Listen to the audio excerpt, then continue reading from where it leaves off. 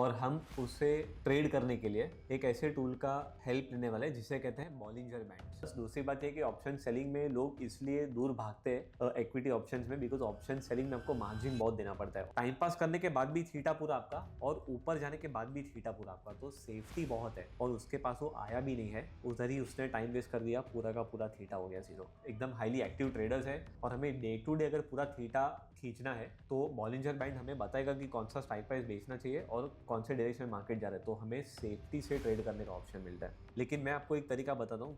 Hi friends, welcome back. जैसे हम हर time आपके सामने इंटरेस्टिंग टॉपिक लेकर आते हैं, ये टाइम भी हम एक इंटरेस्टिंग थॉट प्रोसेस और स्ट्रेटजी पे बात करने वाले हैं। तो आज का जो वीडियो है वो बेसिकली होने वाला है ऑप्शन सेलिंग के ऊपर फोकस।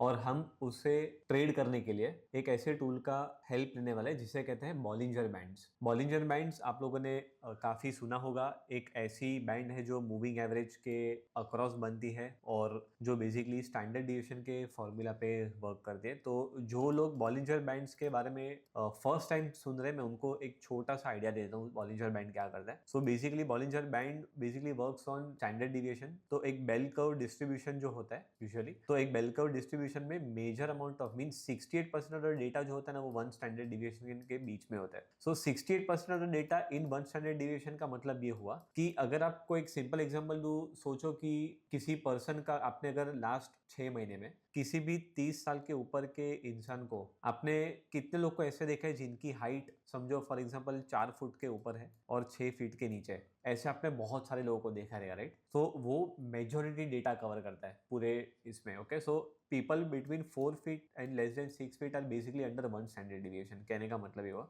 पर आपने कभी ऐसे बंदे को देखा है क्या जो 30 साल की उम्र का है लेकिन उसकी हाइट जो है वो 3.5 फुट की है, और किसी बंदे की हाइट जो है वो 6.5 फीट से लेकर 7 फीट के बीच में? ये आपने बहुत कम लोग देखे रहेंगे, राइट? तो वो बेसिकली जो डेटा है वो 95% कॉन्फिडेंस इंटरवल को कवर करता है। That is basically like you can say 2 standard deviation. अभी तक जो था वो 1 स्टैंडर्ड डिविएशन था। और 3 स्टैंडर्ड डिविएशन का मतलब ये हुआ कि आपने किसी ऐसे बंदे को देखा है जिसकी हाइट 2 फुट है, 30 साल के ऊपर की उम्र का है, और जिसकी हाइट 8 या 9 फुट है जो 30 साल की उम्र की ऊपर का है। बहुत रेयरली देखने मिलेगा। तो वो जो डेटा होता है वो 3 स्टैंडर्ड डिविएशन होता है। तो बॉलिंजर बैंड भी वही फॉर्मूला को लेकर बना हुआ है। तो वो एक 20 डेज की मूविंग एवरेज जो है वो 20 डेज की मूविंग एवरेज को पकड़ता है, और वो मूविंग एवरेज का जो प्राइस है उसके ऊपर स्टैंडर्ड डिविएशन की फॉर्मूला आती है, which is by default 2 standard deviation. Okay, तो आपको चार्ट में ऐसा बैंड जैसा दिखेगा। अभी हम इसको प्लॉट करके देखते हैं बॉलिंजर बैंड को, तो आई थिंक आपको काफी आसानी होगी समझने के लिए। So I am going to Bollinger bands, और यहाँ पे आप टेक्निकल्स में जाके देखोगे तो बॉलिंजर बैंड्स मेंशन किया, आप इसको क्लिक करोगे तो ये चार्ट आपके सामने आ जाएगा। फॉर्चुनेटली ऐसा है कि जॉन बॉलिंजर ने बैंड्स को बनाया है और मैं उनसे मिला भी हूँ पर्सनली, और वो बॉलिंजर बैंड्स को कैसे ट्रेड करते हैं वो भी मुझे जानने मिले। Bye the way, I have had that privilege. वो कैसे यूज करते हैं वो तो ठीक है, लेकिन मैं अभी कैसे यूज करने वाला हूं आपको मैं समझा रहा हूँ, क्योंकि हमें ऑप्शन सेल करके वो एज निकालनी है। मैं जैसे हर वीडियो में बोलता हूँ, कॉइन स्विच में one of the best feature is like इसमें डेली एक्सपायरी ऑप्शन में, और ऑप्शन सेलर्स लोगों के लिए it is like the very best thing. और प्लस दूसरी बात यह कि ऑप्शन सेलिंग में लोग इसलिए दूर भागते हैं इक्विटी ऑप्शंस में, बिकॉज ऑप्शन सेलिंग में आपको मार्जिन बहुत देना पड़ता है और सब लोग उतना मार्जिन अफोर्ड नहीं कर पाते देने के लिए ट्रेडिंग में। वेयरएज वही जो पेन पॉइंट है वो कॉइन स्विच बहुत अच्छे से सॉल्व करता है। आपको एकदम हैवी मार्जिन 3 लाख का मार्जिन 4 लाख का मार्जिन लाने की जरूरत ही नहीं है। आप 10,000 के मार्जिन 9,000 के मार्जिन से स्टार्ट कर सकते हो। तो even if you are an option buyer but you don't have like like 3-3 lakh का आपके पास मार्जिन है, अगर आपके पास खाली लाख रुपया और 50 रुपया भी है तो भी ऑप्शन सेलिंग में आप एंटर हो सकते हो और इससे फायदा ले सकते हो। ऑप्शन सेलिंग में फायदा क्यों ज्यादा होता है compare to option buyer? Only one thing is theta. Theta means time का जो वैल्यू है वो डीके होता है, और उसके वजह से ऑप्शन में अगर आपने कहीं पे भी दूर का ऑप्शन बेचा है तो थीटा डीके हमें मिलता है, और वो एक बहुत बड़ा एडवांटेज है ऑप्शन सेलर के लिए। तो ये मैंने बॉलिंजर बैंड्स को भी यहाँ पे प्लेस किया। तो ये जो ऊपर की बैंड है वो बेसिकली 2 स्टैंडर्ड डिविएशन है, +2 एंड -2, और बीच में जो एवरेज है वो 20 दिन की एवरेज है बाय द वे। तो इसका सिंपल लॉजिक ये है कि इसको 2 तरीके से वापरने वाले लोग हैं, लेकिन मैं आपको एक तरीका बताता हूँ कि इसे एक अलग तरीके से भी यूज किया जा सकता है ब्रेकआउट देखने के लिए। तो जब भी प्राइस 2 स्टैंडर्ड डिविएशन के ऊपर जाता है उसका मीनिंग ये होता है कि 2 स्टैंडर्ड डिविएशन deviation को क्रॉस करना means something impactful has happened, और 2 स्टैंडर्ड डिविएशन को क्रॉस करने का मतलब ये कि वहां से मार्केट में ट्रेंड आ सकते हैं। तो 2 स्टैंडर्ड डिविएशन ऊपर तोड़ने का मतलब अप ट्रेंड होता है, 2 स्टैंडर्ड डिविएशन नीचे तोड़ने का मतलब कि वहां से डाउन ट्रेंड आ सकते हैं। तो हम इसको इस तरीके से देखेंगे। बॉलिंजर बैंड्स को यूज करने के बहुत अलग अलग तरीके हैं, बट ये तरीका मुझे सूट करता है तो मैं आपसे ये शेयर कर रहा हूँ। अभी इसका ये बेसिक पैरामीटर है, हम इसके पैरामीटर को थोड़ा ट्वीक करते हैं। Let's change it to, let's keep it SMA only. You can keep it SMA EMA, उसमें भी कुछ ज्यादा फर्क नहीं आता है बाय द वे,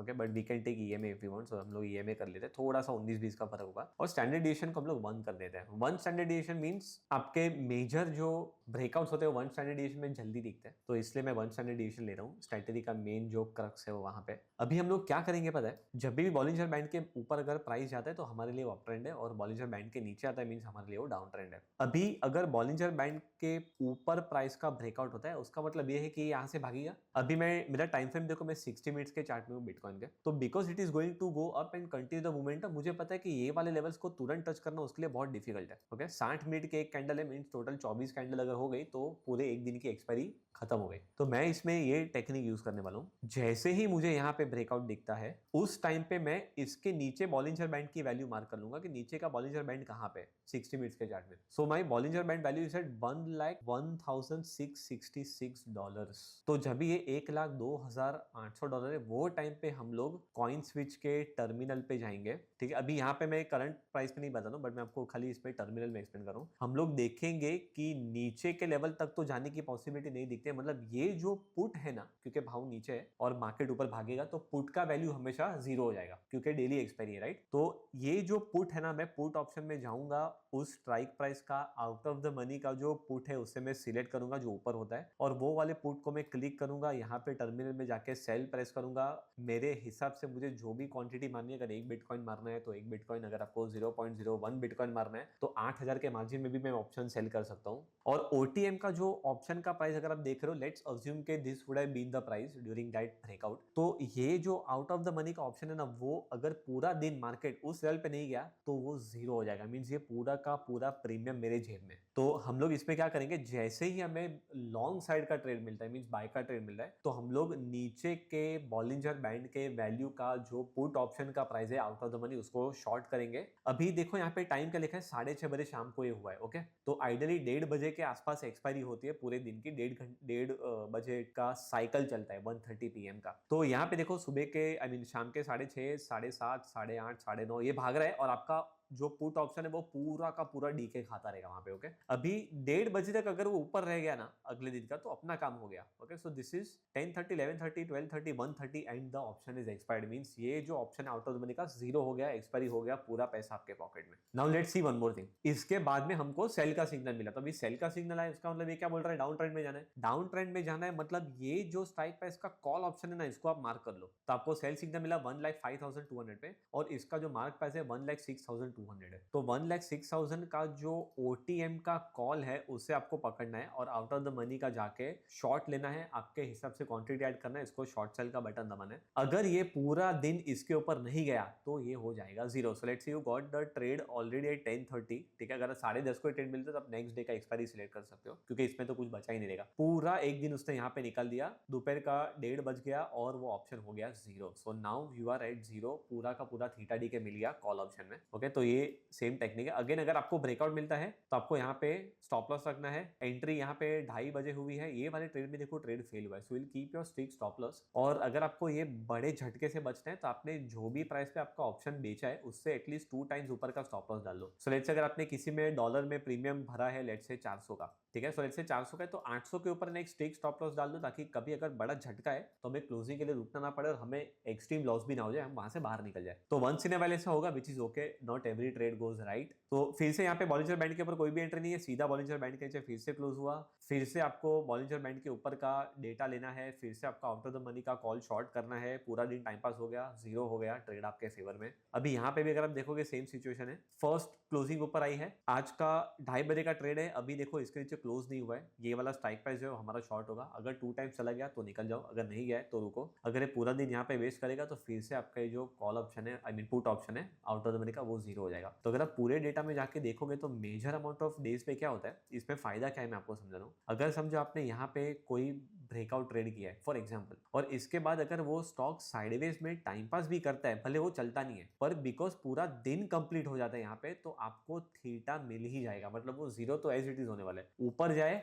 या साइडवेज में रहे, तो आपके पास दो चीज फेवर में, टाइम पास करने के बाद भी थीटा पूरा आपका और ऊपर जाने के बाद भी थीटा पूरा आपका, तो सेफ्टी बहुत है। मींस आपको कल इतना ही चाहिए कि बस ये जो 24 घंटे का टाइम है उसमें ही नीचे ना आए, तो अगर उतना भी उससे संभाल लिया तो आपका ट्रेड आपके फेवर में प्ले आउट करेगा। यहाँ पे भी सेम चीज है, बॉलिंजर बैंड के ऊपर गया, इसके नीचे का जो स्ट्राइक प्राइस होगा ओटीएम का वो शॉर्ट करना है, और उसके पास वो आया भी नहीं है, उधर ही उसने टाइम वेस्ट कर दिया, पूरा का पूरा थीटा हो गया जीरो। तो ये जो स्ट्रैटेजी है this is very helpful for people who are doing daily expiries. I am sure बहुत सारे लोग जो ये वीडियो को देख रहे हैं वो सारे एकदम हाईली एक्टिव ट्रेडर्स हैं, और हमें डे टू डे अगर पूरा थीटा खींचना है तो बॉलिंजर बैंड हमें बताएगा कि कौन सा स्ट्राइक प्राइस बेचना चाहिए और कौन से डायरेक्शन में मार्केट जा रहा है, तो हमें सेफ्टी से ट्रेड करने का ऑप्शन मिलता है। So that is how basically I use the combination of Bollinger band for option selling, that is the daily expiries. अगर आप सेम चीज में वीकली एक्सपायरी भी ट्रेड करना चाहते हो तो इसमें आप टाइम फ्रेम को बड़ा कर सकते हो। आप इसमें 240 मिनट्स में या तो फिर डेली चार्ट में चले जाओ, तो डेली चार्ट में आपको इजीली पूरे वीक का 7 कैंडल का कंसोलिडेशन दिख गया, तो पूरा का पूरा थीटा डी के आपको वीकली का भी मिलेगा। So if you want to do monthly then you can also go to weekly charts and do monthly expiries. तो आप जो भी करना चाहते हो सारे के सारे ऑप्शन ये बॉलिंजर बैंड्स में फ्लेक्सिबल है, आप इन सबको यूज कर सकते हो, और बहुत ही सिंपल है। एक ही दिन की पोजीशन है, आपको खाली एक ही दिन मॉनिटर करना है, फिर नेक्स्ट डे एक नया ट्रेड है, पहले का ट्रेड क्लोज हो गया, तो बहुत ओवरलैपिंग ट्रेड्स भी नहीं होते। सो ये पूरा क्रक्स है ये स्ट्रैटेजी का। आई होप आपको ये स्ट्रैटेजी में एक नया इंसाइट मिला कि किस तरीके से ऑप्शन सेलिंग को हम एकदम सिस्टमैटिक वे से पकड़ सकते हैं और इजीली पकड़ सकते हैं। कॉइन स्विच के पोर्टल में सिर्फ बिटकॉइन नहीं है, कॉइन स्विच के पोर्टल में इतने सारे लिक्विड ऑप्शंस हैं, तो अगर आप XRP ट्रेड करना चाहते हो, अगर आपको डोज कॉइन ट्रेड करना है, आपको जो भी ट्रेड करना है, ये सारे ऑप्शंस अवेलेबल है। So make sure to check out all these things. I am sure daily expiry में भी आप 5-5 4-4 ऑप्शंस को ट्रेड कर सकते हो एक साथ, तो you can keep your 5-6 trades open if you are a very active trader. Okay, and you can always put this thing into automation signalling also. अगर आपको ये वाली जो मैंने आपको स्क्रिप्ट अभी दिखाई है, अगर आपको इसके ऊपर इसकी भी अगर आपको कोई पाइन स्क्रिप्ट चाहिए जिसमें लॉन्ग अगर है तो लॉन्ग का आपको दिख जाए, शॉर्ट अगर है तो शॉर्ट का दिख जाए, तो आप मुझे कमेंट सेक्शन में लिख सकते हो पाइन स्क्रिप्ट, तो मैं आपको इसकी भी पाइन स्क्रिप्ट आपके कमेंट सेक्शन में पेस्ट करके दे दूंगा। Thank you so much for seeing this video. I hope आपको इन्फॉर्मेटिव लगा, आई होप आपको ये हेल्पफुल लगा। ऐसे ही अच्छे इंसाइटफुल वीडियोस को देखने के लिए हमारे चैनल को डेफिनेटली सब्सक्राइब करिए। कॉइन स्विच में से बहुत सारे अलग अलग वीडियोस हैं जो हम यहाँ पे पोस्ट कर रहे हैं, सो मेक श्योर कि आप कोई मिस ना करें। थैंक यू सो मच ये वीडियो देखने के लिए, मिलते हैं हमारे अगले वीडियो में। Crypto products and NFTs are unregulated and can be highly risky. There may be no regulatory recourse for any loss from such transactions.